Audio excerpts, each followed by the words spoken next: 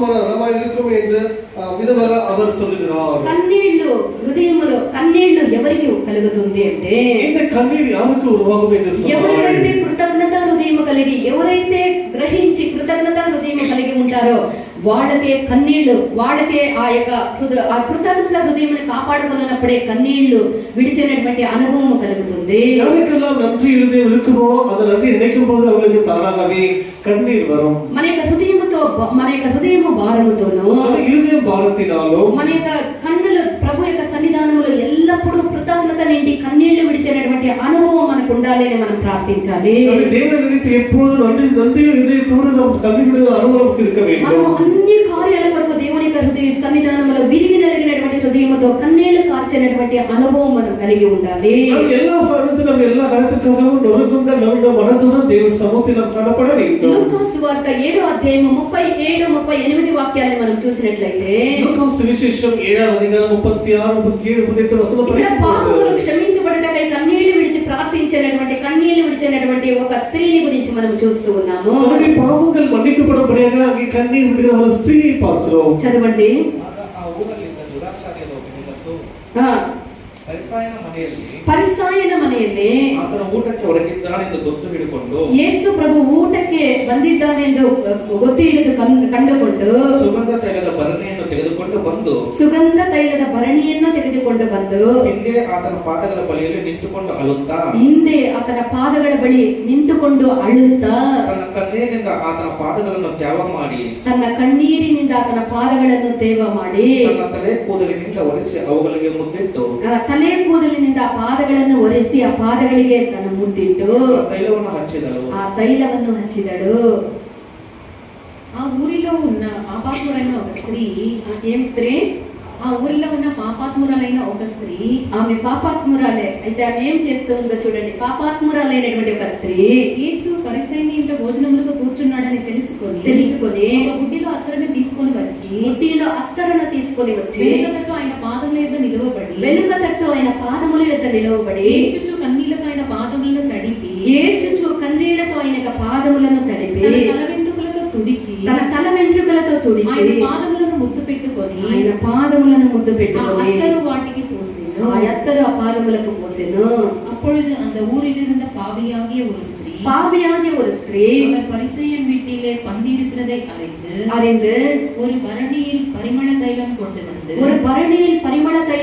வந்து அவருடைய பாதங்களின் அருகே பின்னாக நின்று அழுது கொண்டு அவருடைய பாதங்களை தன் கண்ணீரினால் நனைத்து தலைமயிரினால் துடைத்து அவருடைய பாதங்களை முத்தம் செய்து பரிமள தைலத்தை பூசினாள். ఒక స్త్రీ యేసు ప్రభు పరిసయ్యుని ఇంట విందుకు వచ్చి ఉన్నాడని గ్రహించి ఆమె పాపాత్మురాలే ఒక అత్తర బుడ్డిని తీసుకొని వచ్చి యేసు ప్రభు వెనుక తట్టు నుండి వచ్చి అక్కడ నిలబడి యేసు ప్రభు యొక్క పాదముల మీద కన్నీళ్లు కార్చి ఆ పాదముల్ని కడిగి తన యొక్క కూరలతో ఆ పాదమును తుడిచి తాను తీసుకొని వచ్చినటువంటి ఆ విలువైనటువంటి అత్తరుని ఆ పాదముల మీద పోసి ముద్దు పెట్టుకొని దేవుణ్ణి ఆరాధించే. ఈ విధంగా ஒரு ஸ்திரீ அவள் தன்னுடைய பாவங்கள் மன்னிக்கப்படும்படியாக இயேசுவானவர் ஒரு பரிசேயன் வீட்டிலே பந்தி இருக்கிறார் என்று அறிந்தவுடனே அவள் அங்கே போய் இயேசுவின் பாதத்தருகே உட்கார்ந்து அந்த பரிமள தைலத்தை உடைத்து அவர் பாதங்களை ஊற்றி தன் தலைமயிரினால் அது துடைத்து கண்ணீரால் அதை நினைத்துக் கொண்டிருக்கிறாள். యేసు ప్రభు ఈ లోకములో జీవించినటువంటి జీవిత కాలమైనది కొద్ది కాలమే. యేసు ఆ భూమిలో వాడిన నాட்கள் కొంచెం కాలమే இருந்தது. ఆయన 30 ఏట తన యొక్క సేవను ఆరంభించి 37 வருஷத்தில் தன்னுடைய ஊழியத்தை தொடங்கினார்.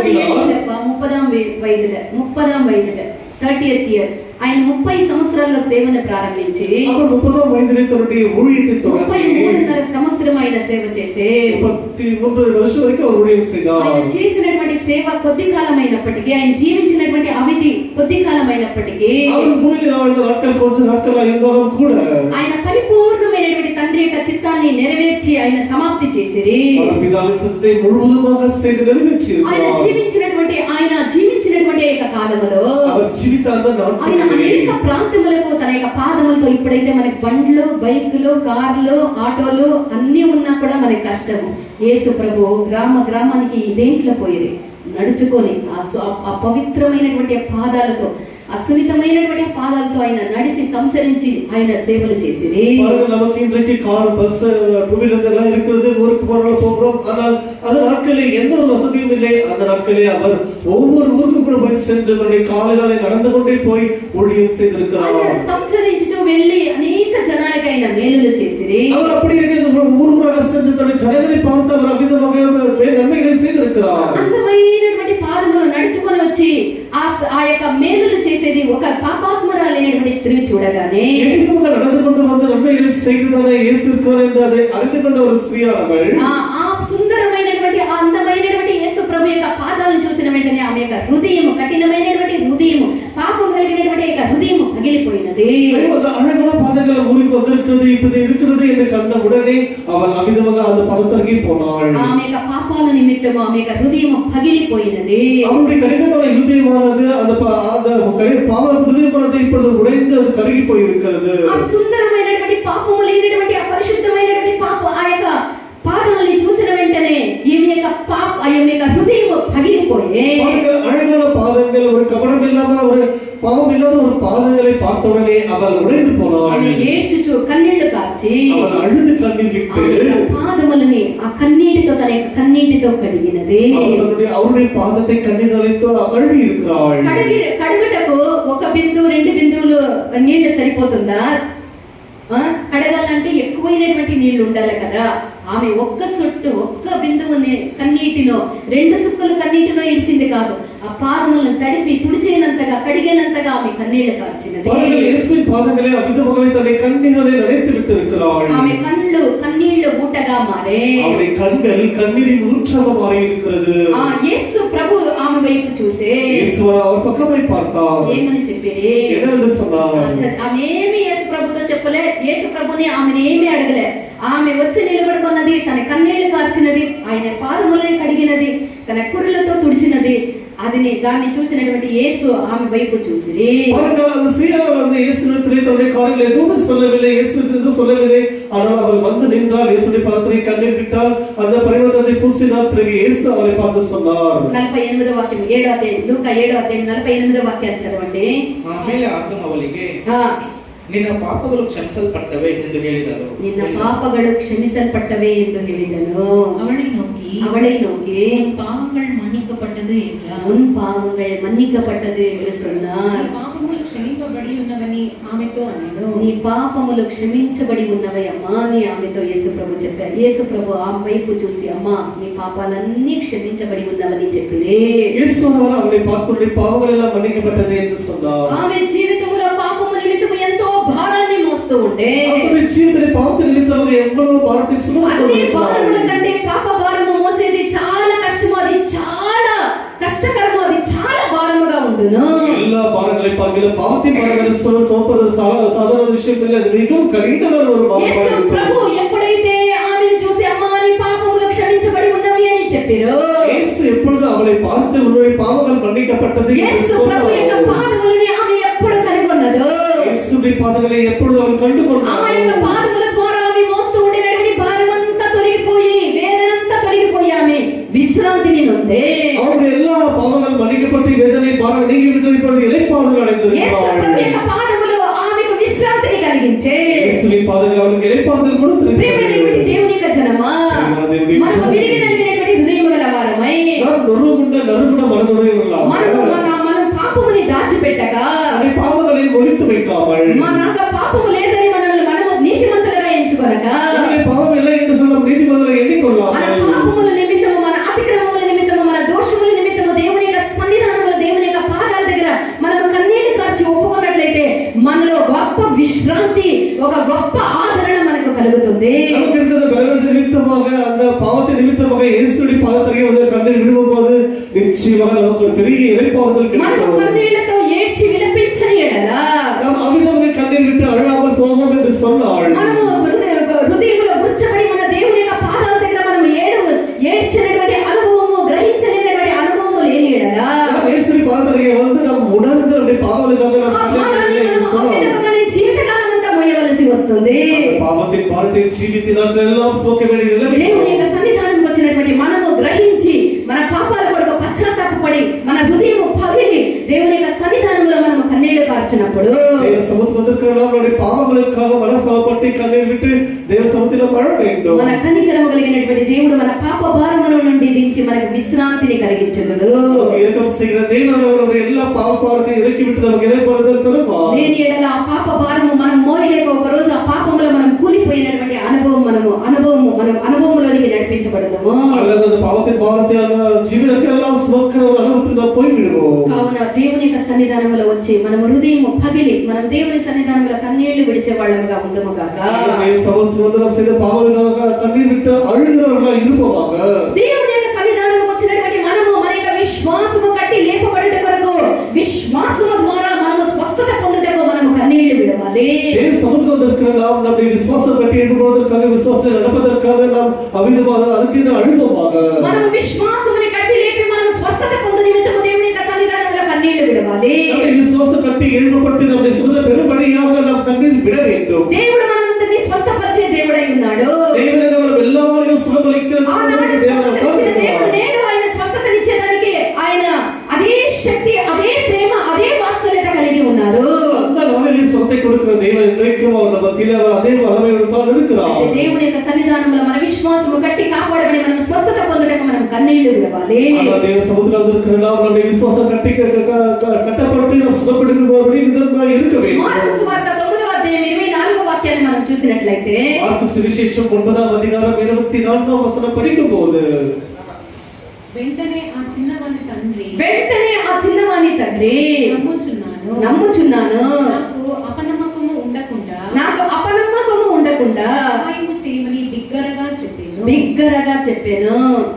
உடனே பிள்ளையின் தகப்பன் விசுவாசிக்கிறேன் ஆண்டவரே அதுக்கு முன்ன வார்த்தை கூட படிமா. இயேசு அவனை நோக்கி விசுவாசிக்க கூடுமானால் ஆகும், நீ விசுவாசிக்க கூடுமானால் அது ஆகும் என்று சொல்லி அந்த பிள்ளையுடைய தகப்பனோட இயேசு சொல்லுகிறார். விசுவாசிக்கிறவனுக்கு எல்லாம் கூடும் என்றார். விசுவாசிக்கிறவனுக்கு எல்லாம் கூடும் என்று சொன்னார். உடனே பிள்ளையின் தகப்பன் விசுவாசிக்கிறேன் ஆண்டவரே. உடனே பிள்ளையின் தகப்பன் ஆண்டவரே நான் விசுவாசிக்கிறேன் என்று சொல். அவிசுவாசம் நீங்கும்படி உதவி செய்யும் என்று அவிசுவாசம் நீங்கும்படிக்கு உதவி செய்யும் என்று கண்ணீரோட சத்தமிட்டு சொன்னார். హల్లెలూయా. ఒక తండ్రి యేసు ప్రభు దగ్గరికి తన యొక్క బిడ్డ స్వస్థత కొరకు వచ్చి ఉన్నాడు. ஒரு தகப்பன் தன்னுடைய பிள்ளையின் சுகத்திற்காக வந்திருக்கிறார். అతని యొక్క హృదయములో తన కుమారుని నిమిత్తము ఎంతో భారము, తన కుమారునికి విడుదల లేదే, స్వస్థత లేదే, ఆరోగ్యం లేదే ఆ తండ్రి ఎంతో భారాన్ని మోస్తూ ఉన్నాడు. பிள்ளைக்கு சுகம் இல்லை, ஆரோக்கியம் இல்லை, அவன் பலவீனமா இருக்கிறானே என்று அதை குறித்து எவ்வளவு பாரமா இருந்திருக்கிறார். అయితే అతని యొక్క జీవితంలో అపనమ్మకం ఉన్నది, అవిశ్వాసం ఉన్నది. அவருடைய జీవితంలో ஒரு விசுவாசம் இல்லை, அவர் நம்பிக்கை இல்லாமல் ఇది జరుగునో లేదో, కూడుమో ఇలా, ఇది జరుగునో లేదో, దొరకునో లేదో అన్నటువంటి అవిశ్వాసం అతని ఆ పిల్లగాని యొక్క తండ్రిలో ఉండే. அந்த பிள்ளையின் தகப்பனுக்கு இது நடக்குமோ நடக்காதோ, இவருக்கு சுகம் கிடைக்குமோ கிடைக்காதா என்ற ஒரு அவிశ్వాసం இருக்கிறது. కాబట్టి యేసు ప్రభు ఏమంటూ ఉన్నాడు 23వ వాక్యములో మనం చూసినటువంటి వాక్యములో படித்த వచనத்திலே 23వ వచనத்திலே యేసు அந்த தகப்பனை பார்த்து என்ன சொல்லுகிறார்? నీవు నమ్ముట నీ వలననైతే విశ్వాసికి ఉండాలి కూడుమానాల్ నమ్మిన వానికి సమస్తము సాధ్యమే అని చెప్పి యేసు ప్రభు అతనితో చెప్పే విశ్వాసికునికి సకలం కూடும் என்று ఆగం என்று యేసు சொல்லி இருக்கிறார். నమ్ముట నీ వలన విశ్వసించుట నీ వలన సాధ్యమైతే విశ్వాసికి ఉండాలి కూడుమానాల్ నీవు నమ్మినటువంటి నమ్ముట నీ వలన సాధ్యమైతే నమ్మువానికి సమస్తము సాధ్యమే అని చెప్పే பாருங்கள், நீ விசுவாசிக்கிறவனுக்கு ఉండాలి, విశ్వాసికుడుమానాల్ విశ్వాసిக்கிறவனுக்கு எல்லாம் ஆகும் என்று యేసు వార్త చెప్పిన వెంటనే యేసు அந்த வார்த்தை சொன்னார். పిల్లగాని యొక్క తండ్రి తన యథాస్థితిని ఒప్పుకొని அந்த பிள்ளை தகப்பனுடைய உண்மை நிலையை ஒப்புக்கொண்டு అవిశ్వాసం ఉండకుండా సహాయం చేయమని అవిశ్వాసాన్ని తొలగించమని ప్రభువా నువ్వు తొలగించమని యేసు ప్రభుని కన్నీళ్లతో బిగ్గరగా అడిగి కన్నీళ్లతో వేడుకొని அவிசுவாசம் நீக்கப்படும்படிக்கு உதவி செய்யும் என்று சொல்லி ஆம் கர்த்தாவே அவிசுவாசம் நீக்கப்படும் என்று கண்ணீர் விட்டு கேட்டிருக்கிறார். కన్నీళ్లు అనగా అది విలువైనటువంటి ఒక వెపన్, దేవుని యొక్క హృదయాన్ని ప్రేరేపించి మన పట్ల కార్యాన్ని సాధించడానికి ఉపయోగించినటువంటి ఒక బలమైనటువంటి ఒక ఆయుధమై ఉన్నది. அவர்கள் கண்ணீர் என்று சொன்னால் தேவனிடத்தில் பெற்றுக்கொள்வதற்கு ஒரு நல்ல ஒரு பலமான ஆயுதமாய் அது காணப்படுகிறது. కన్నీళ్లు దేవుడు మన పట్ల మన పక్షముగా క్రియ చేయటకు దేవుడు ప్రేరేపించి దేవుని కదిలించినటువంటి ఒక కార్యమై ఉన్నది. நம்முடைய பட்சமாய் தேவனை அசைத்து நம்முடைய காரியங்களை செய்யும்படிக்கு உதவுகிற ஒரு ஆயுதமாய் இது காணப்படுகிறது. మన అవిశ్వాసముని అపనమ్మకముని ఇవన్నిటిని దేవుడు తొలగించి நம்முடைய அவிசுவாசம் அவநம்பிக்கை நம்பிக்கை இல்லாத தேவனை விலக்கி விட்டு మనం విశ్వాసవంతులుగా మారాలని దేవుని యొక్క సన్నిధానంలో మనం కన్నీళ్లు విడిచి ప్రార్థించాలి. విశ్వాసంలో మార వేండమని దేవ సముద్రంలో కన్నీరు విట్టు దేవుడు సర్వశక్తి కలిగినటువంటి దేవుడు. దేవుని సర్వ వల్లభుడు. మనం విశ్వసించిన ఎడల విశ్వాసి దేవుడు మనలో ఆయన క్రియ చేసేటటువంటి దేవుడై ఉన్నాడు. విశ్వసించిన ఎడల ఆయన శక్తివంతమైనటువంటి కార్యాలు మన పట్ల చేసి మన యొక్క జీవితమును దీవెనకరముగా ఆశీర్వదించును. మనము దీవించబడుటకు, మనం ఆశీర్వదించబడుటకు మనం ఏం చేయాలి? కొన్ని ఆశీర్వాదములు విచ్చలవిడిగా అనుభవించుకుంటూ తిరగాలి. చెప్పు. நான் பெற்றுக்கொண்ட ஆசீர்வாதங்களை அதை அனுபவித்துக் கொண்டு மனம் போன போக்கில் போய்கொண்டே இருக்க வேண்டும். ఎవడు అழగా ట్రాన్స్లేషన్ అన్ని పదాల కంటే ఈ పదం ఎంత స్పష్టంగా ఒక్కొక్కరి యొక్క హృదయముల నాటే మాదిరి మాని అంత బాగా చెప్తా ఉన్నాడు. అంత బాగుంది, స్పష్టంగా తెలివిగా ఎంత బాగుంది ఉపదేశము. దేవుడు ఆశీర్వాదాలు ఇస్తే పొందుకొని విచ్చలవిడిగా మన ఇష్టం వచ్చినట్లు తిరుగుదాము అనేది కాదు, అది కాదు. దేవుడు మనల్ని దీవించిన కొలది మనల్ని తగ్గించుకొని దేవుని యొక్క పాదాలని హత్తుకునేటువంటి అనుభవం మనం కలిగి ఉండాలి. దేవుడు நம்மை எவ்வளவு அதிகமாக ஆசீர்வதிக்கிறாரோ அவ்வளவு அதிகமாக தேவனுடைய பாதத்தை பிடித்துக்கொண்டு அவரை நாம் பின்பற்ற வேண்டும். మనము కన్నీళ్లు కార్చేటప్పుడు దేవుడి యొక్క హృదయం కదల్చబడుతుంది. మనము కన్నీళ్లు కార్చి ప్రభువా నాకు కాలేదు తండ్రి, నాకు బలహీనత స్వామి, నాకు ఇది కావాలా తండ్రి, నాకు ఇది తండ్రి అని మనం దేవుని యొక్క పాదాల దగ్గర దేవుని యొక్క సన్నిధానంలో కూర్చొని మనం ఏడ్చేటప్పుడు దేవుని యొక్క హృదయమైనది కదులుతుంది. దేవుని యొక్క హృదయమైనది అది అల్లాడించబడుతుంది. దేవుని యొక్క హృదయమైనది కరిగిపోతుంది. கர்த்தாவே எல்லாம் முடியவில்லை கர்த்தாவே, இதெல்லாம் செய்யக்கூடாமல் போறது கர்த்தாவே, எனக்கு வேண்டும் ஏதோ நீர் செய்யத்தான் வேண்டும் என தேவ சமூகத்தில் கண்ணீர் விட்டு அழுவது దేవుని హృదయం అసిగిపడుతుంది. చిన్న పిల్లవాని యొక్క తండ్రి యేసు ప్రభు దగ్గర కన్నీళ్లు విడిచినప్పుడు அந்த பிள்ளையை தகப்பனானவர் இயேசுவிற்கு வந்து கண்ணீர் விடும்போது ప్రభు అతని యొక్క కన్నీళ్లను చూసి இயேசுவின் కన్నీரை பார்த்து యేసు ప్రభు యొక్క హృదయం కదిలించబడి యేసు హృదయం అసిగిపట్టింది. ఆ బిడ్డని పట్టి పీడించి వేదన కలిగిస్తూ ఉండేటువంటి యొక్క దురాత్మని గద్దించిరి. அதுவரைக்கும் கூட அந்த பிள்ளையை அவிதமாக அலங்கரித்துக் கொண்டிருந்த அசுத்தாவியை இயேசு அகற்றினார். దురాత్మ వల్ల కలిగినటువంటి యొక్క వ్యాధి బలహీనతతో బాధపడినటువంటి ఆ యొక్క బిడ్డ వెంటనే స్వస్థత పొందే. அதுவரைக்கும் அந்த அசுத்தாவியாலே கலக்கப்பட்டிருந்த அந்த பிள்ளையானவர் உடனே சுகமானார். మనము కన్నీళ్లు కార్చేటప్పుడు మన దురవస్థను మార్చేటటువంటి దేవుడు మనకున్నాడు. కన్నీరు విడుம்போது நம்முடைய దుర్నిలమై మార్చుటకు యేసు இருக்கிறார். యెషయా 38వ అధ్యాయం 5వ వాక్యాన్ని మనం చూసినట్లయితే ஏசாயா 38వ அதிகாரம் 5వ వచనం படிப்போமாக. நீ போய் எசேக்கியாவை நோக்கி, నువ్వు కన్నీళ్లు విడిచుట నేను చూచితిని, నీ ప్రార్థన నేను கர்த்தர் சொல்லுகிறது என்னவென்றால், கர்த்தர் சொல்லுகிறது என்னவென்றால் விண்ணப்பத்தை கேட்டேன், உன் விண்ணப்பத்தை கேட்டேன், கண்ணீரை கண்டேன், உன் கண்ணீரை கண்டேன். నీవు కన్నీళ్లు విడుచుట చూచితివి, నువ్వు కన్నీళ్లు విడుచుట చూచితివి, ప్రార్థన అంగీకరించి ఉన్నాను, నీ ప్రార్థన అంగీకరించి ఉన్నాను. ನಾನು ನಿನ್ನ ಪ್ರಾರ್ಥನೆಯನ್ನು ಕೇಳಿದ್ದೇನೆ, ನಾನು ನಿನ್ನ ಪ್ರಾರ್ಥನೆಯನ್ನು ಕೇಳಿದ್ದೇನೆ, ನಿನ್ನ ಕಣ್ಣೀರನ್ನು ನೋಡಿದ್ದೇನೆ, ನಿನ್ನ కన్నీరನ್ನು ನೋಡಿದ್ದೇನೆ. ఎవరితో చెప్పినటువంటి వార్త ఇది? இது யாருடன் சொல்ற வார்த்தைகளாக இருக்கிறது. హిజ్కియాతో చెప్పినటువంటి వార్త ఇది. இது எசேக்கியாவுடைய தேவனே சொல்ற வார்த்தைகளாக இருக்கிறது. దేవుని సన్నిధానములో హిజ్కియా కన్నీళ్లు కార్చినప్పుడు, எசேக்கியா தேவ சமூகத்தில் கண்ணீர் விட்டு அழுதபோது, హిజ్కియా దేవుని సన్నిధానములో ప్రార్థించినప్పుడు, எசேக்கியா தேவ சமூகத்தில் அவர் ஜெபித்தபோது దేవుడు హిజ్కియాని స్వస్థపరిచినది మాత్రమే కాక దేవుడు ఎసెకియాவை సుఖపరిచినది మాత్రమే ఇల్లాமல் అతని యొక్క ఆయుష్కు 15 సంవత్సరాలు పొడిగించి ఇచ్చే.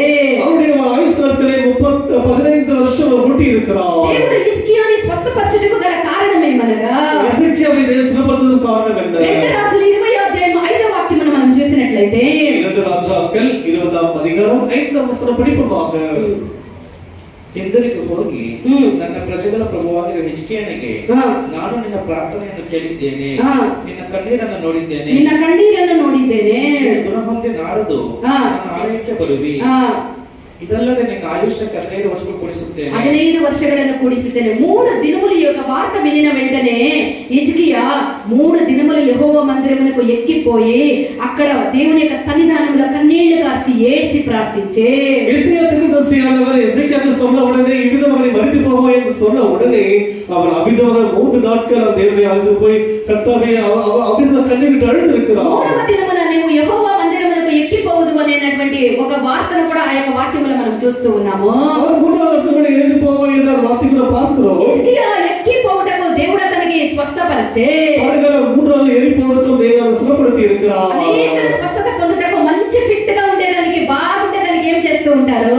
எல்லாரும் நலமாய் இருப்பதற்கு சுகமாய் இருப்பதற்கு என்ன செய்து கொண்டிருப்பார்கள்? ఎక్సర్సైజ్ చేస్తూ ఉంటారు, நன்றாக எக்சர்சைஸ் செய்து మంచి డైట్ ని கொண்டிருப்பார்கள், ఫాలో చేస్తూ ఉంటారు, நல்ல డైట్ ఫాలో செய்து கொண்டிருப்பார்கள். మంచిగా తమ యొక్క జీవన శైలిని పెట్టుకుంటే మంచి స్వస్థత, మంచి ఆరోగ్యం లభిస్తుంది అని తలస్తూ ఉంటారు.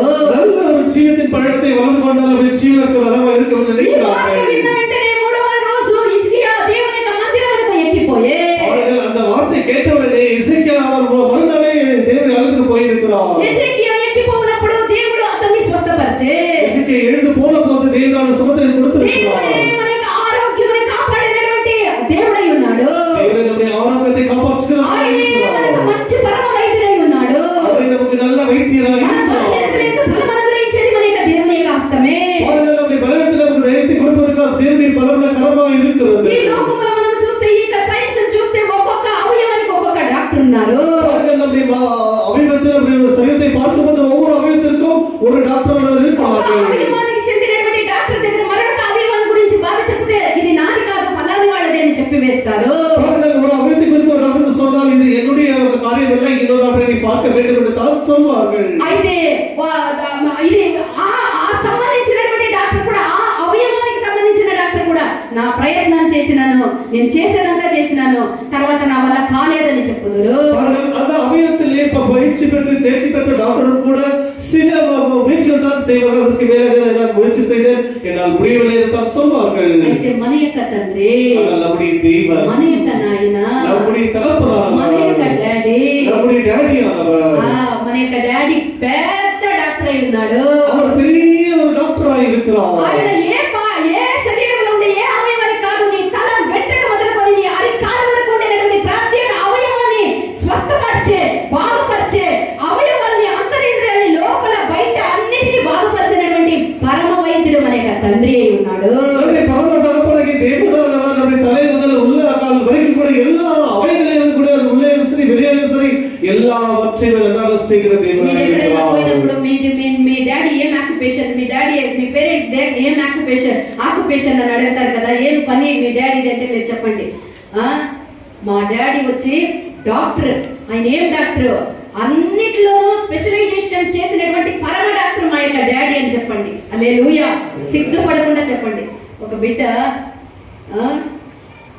స్కూల్లో చేరేటప్పుడు నాకు ఇప్పటికీ ఉంది, మీ డాడీ పేరు ఏమంటే ఏసప్ప అని చెప్పినంట. యేసు, మా డాడీ పేరు యేసు, మా డాడీ ఆయనే అన్నాడంట. చిన్న వయసులోనే తెలియకుండా తప్పుడే. నిజముగా మన యొక్క నిజమైన తండ్రి మన యొక్క యేసు, ఆయన పరమ వైద్యుడై ఉన్నాడు. ఆయన ఏమంటూ ఉన్నాడు? నిన్ను స్వస్థపరిచే యెహోవాను తండ్రిని నేనే. నా బిడ్డ, నువ్వు నా దగ్గరికి రా.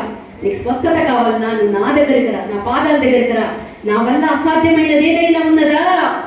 ఏదీ లేదు. నువ్వు నా దగ్గరికి వచ్చినట్లయితే నిజమైనటువంటి విరిగి నలిగినటువంటి హృదయముతో కన్నీటితో నువ్వు నా దగ్గరికి వస్తే నిన్ను స్వస్థపరిచే దేవుడను, నీ తండ్రిని, నీ యొక్క దేవుడను నేను అని మన యొక్క దేవుడు సెలవిస్తూ ఉన్నాడు.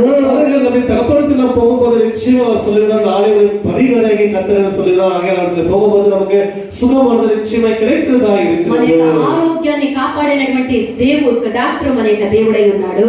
ஆரோக்கியத்தை காப்பாற்றுவதால டாக்டராய் நம்முடைய தேவன் இருக்கிறார். మనం ఏం చేయాలి? என்ன செய்ய మనం வேண்டும்? ఆత్మీయ జీవితంలో ఎక్కిపోవుటకు, ఎదుగుటకు మనల్ని మనము సిద్ధపరచుకోవాలి. ஆவிக்குரிய ஜீவிதத்திலே நாம் எழுந்து செல்வதற்கு நம்மை ஆயத்தப்படுத்திக் మనం கொள்ள ఆత్మీయ வேண்டும். జీవితంలో ఎదుగుటకు మనల్ని మనము మన యొక్క దేవుడు మనల్ని స్వస్థపరచుదురు. நம்முடைய ஆவிக்குரிய ஜீவிதத்திலே வளர்வதற்கு தேவன் தாமே நம்மை சுகப்படுத்துவார். ఉన్నతమైనటువంటి స్థలమును ఎక్కుటకు, మన పరలోకముని, మన పరరాజ్యముని, మన పరలోక రాజ్యముని, మన నిత్య నివాసముని ఎక్కుటకు దేవుడు అక్కడ స్వతంత్రించుకొనుటకు దేవుడు మనకు మంచి ఆరోగ్యాన్ని అనుగ్రహించుదురు. பரராஜ்யத்தை பரலோகத்துக்கு நம்ம ஏறுவதற்கு சேருவதற்கு தேவன் நம்மை பலப்படுத்துவார், நம்மை கொண்டு செல்வார். దిగిపోయేది సులభము, ఎక్కేది కష్టము. அவர்கள் இறங்கி கீழே போவது மிகவும் ஈஸியா இருக்கும், ஆனால் மேலே ஏறி போவது என்று சொல்வது மிகவும் கடினமா இருக்கும். దిగువారు పాతాళమునకు దిగిపోవుదురు, ఎక్కువారు పరలోక రాజ్యమునకు పరమునకు ఎక్కిపోవుదురు.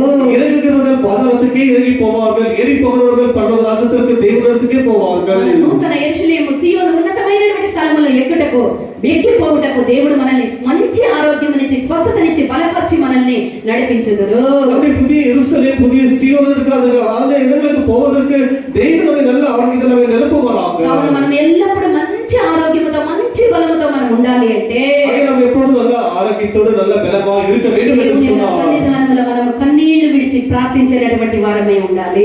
தேவ சமூகத்தில் நாம் கண்ணீர் விட்டு ஜெபிக்கிறவர்களாய் இருக்க మనము வேண்டும். కన్నీళ్లు విడిచి ప్రార్థించే వాళ్ళమై ఉన్నప్పుడు நாம் கண்ணீர் விட்டு ஜெபிக்கிறவர்களாய் இருக்கும்போது మనకు దేవుడు మంచి ఆరోగ్యం ఇచ్చి మనల్ని బలపరచుదురు. தேவன் நமக்கு நல்ல ஆரோக்கியத்தை கொடுத்து நம்மை பலப்படுத்துவார். ఆ విధముగా మనం మంచి ఆరోగ్యముగా మనం ఉన్నతమైనటువంటి స్థాయికి ఎక్కిపోవుటకు మనం కన్నీళ్లు విడిచి దేవుని యొక్క పాదాల దగ్గర మనం ఉండేవాళ్ళముగా ఉందము కనుక நாம் நல்ல ஆரோக்கியமாக இந்த உன்னதமான இடத்திற்கு போவதற்கு நாம் தேவ சமூகத்தில் கண்ணீர் விடுவோம் காணப்படுவோமாக. మనము దేవుని యొక్క సన్నిధానములో సమర్పించదము కనుక தேவ சமூகத்தில் நாம் எல்லாரும் ஒப்பு கொடுப்போமாக. దేవుని యొక్క చిత్తమైతే ఈ వాక్యాన్ని మనము వచ్చేటటువంటి వారాల్లో కూడా మనం నేర్చుకుందాము. தேவ சித்தமான இந்த வசனத்தின் பகுதியை வருகிற வாரத்தில் நாம் படிக்கலாம். ఎందుకంటే 7 గంటలకు 7:30 వచ్చి కూర్చుంటారు. చాలా ఎండ, చాలా బాధ. కొంచెం అర్థం చేసుకొని కొంచెం త్వరగా రండి, మనం కొంచెం త్వరగా ముగిస్తాం. హల్లెలూయా. దేవుడు మన కృప అనుగ్రహించుదురు గాక. கர்த்தர் கிருபை அளிப்பாராக. ఆమేన్.